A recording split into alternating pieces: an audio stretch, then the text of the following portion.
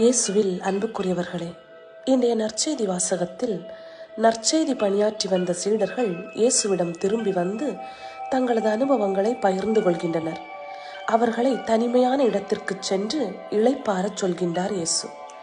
தனிமையான இடம் என்பது நம்மை பற்றி நாம் சிந்திக்க உதவும் இடம். நமது செயல்கள் நன்மையானதாக இருக்கின்றதா அல்லது தீமையானதாக இருக்கின்றதா என்று சிந்தித்து பார்க்க உதவும் இடம். சீடர்கள் இருவராக சென்று இறையரசு பற்றிய செய்தியினை அறிவித்து இயேசுவிடம் திரும்பி வந்துள்ளனர். தங்களை பற்றி தாங்களே நற்சான்று கூற விளைகின்றனர். இயேசு தற்பெருமையில் அவர்கள் மூழ்கி விடாது கவனமாக இருக்க வாய்ப்பு கொடுக்கின்றார். சீடர்களைப் போல நாமும் பல நேரங்களில் நமது புகழ் பாடல் பாட விரும்புகின்றோம்.